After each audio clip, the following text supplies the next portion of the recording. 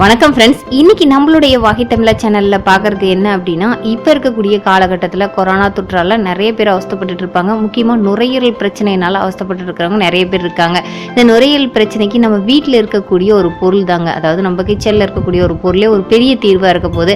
அது என்ன, அது எப்படி தயார் பண்ணி சாப்பிடலாம் அப்படிங்கறத பத்தி டீட்டெயிலான வீடியோ தான் இன்னைக்கு நம்மளுடைய வாகை தமிழா சேனல்ல பார்க்க போறோம். சரி வாங்க வீடியோக்குள்ள போலாம். வீடியோக்குள்ள போறதுக்கு முன்னாடி இதான் முதல் முறையா நம்மளுடைய வாகை தமிழா சேனல்ல பார்க்க வந்திருக்கீங்கன்னா அப்ப மறக்காம சேனலை சப்ஸ்கிரைப் பண்ணி நம்ம சேனல்ல மருத்துவ குறிப்புகளும் இயற்கை தொடர்பான பாரம்பரியமான உணவு பழக்கங்களையும் பதிவேற்ற செஞ்சுட்டு இருக்கோம். நம்ம வீட்டுல கிச்சன்ல இருக்கக்கூடிய சீரகம் தாங்க இந்த நுரையீரல் பிரச்சனையை தீர்க்க போகுது. இந்த நுரையீரல் சிகிச்சைக்கு ஒரு பாரம்பரியமான மருந்தா தான் இந்த சீரகம் செயல்படுது. நம்மளுடைய அன்றாட வாழ்வுல சீரகத்தை ரெகுலரா நம்ம பயன்படுத்திட்டு தான் வரோம். இது நுரையீரல் மற்றும் கல்லீரல் சம்பந்தமான பிரச்சனைகளை குணப்படுத்த வல்லது. அதனால தானே என்னவோ நம் முன்னோர்கள்லாம் டெய்லி நம்ம சீரகத்தை பயன்படுத்தணும் அப்படிங்கிறதுக்காகவே ரசம் அப்படிங்கறத ஒண்ணு வச்சாங்கன்னு கூட சொல்லலாம்.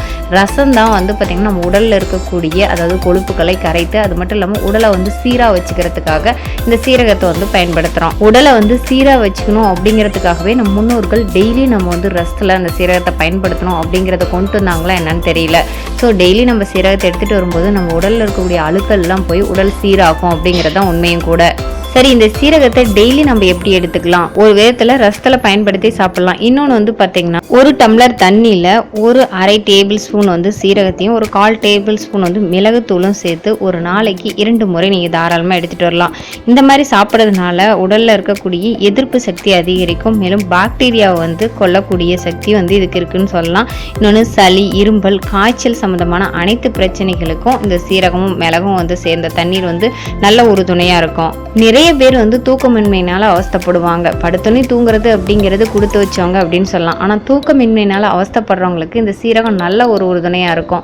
ஒரு டம்ளர் தண்ணி எடுத்துட்டு அது சிறிதளவு சீரகத்தை போட்டு நல்லா கொதிக்க வச்சுட்டு தூங்குறதுக்கு முன்னாடி ஒரு டம்ளர் குடிச்சிட்டு நீங்க படுத்தீங்க அப்படின்னா நல்ல ஒரு ஆழ்ந்த தூக்கம் வரும்.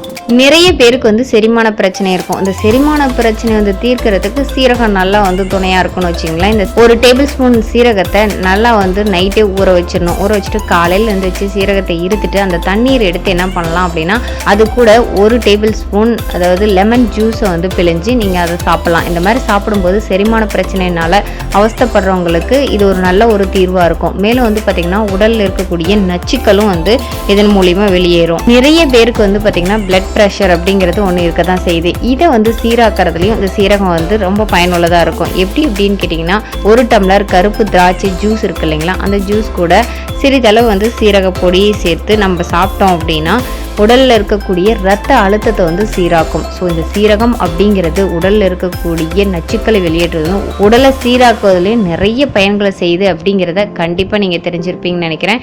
கண்டிப்பா ஃப்ரெண்ட்ஸ், இந்த வீடியோ உங்களுக்கு இந்த மாதிரி கொரோனா காலகட்டத்தில் நிறைய பயனுள்ளதா இருந்திருக்கும் அப்படின்னு சொல்லிட்டு நான் நம்புறேன். கண்டிப்பா இந்த வீடியோ உங்களுக்கு பிடிச்சிருந்ததுன்னா உங்க ஃப்ரெண்ட்ஸ் கூட, ஃபேமிலி மெம்பர்ஸ் கூட ஷேர் பண்ணிக்கங்க. இந்த மாதிரி மருத்துவ குறிப்புகளையும் பாரம்பரியமான உணவு பழக்கங்களையும் தெரிஞ்சுக்கணும்னு நினைச்சீங்கன்னா மறக்காம நம்மளுடைய வாகை தமிழா சேனலை சப்ஸ்கிரைப் பண்ணிங்க. சப்ஸ்கிரைப் பண்ணா பத்தாது, பக்கத்தில் கூட பெல் ஐக்கானை கிளிக் பண்ணிங்கன்னா தான் இந்த மாதிரி அப்டேட்ஸ் போட்டோன்னே உங்களுக்கு நோட்டிஃபிகேஷன் சேரும்.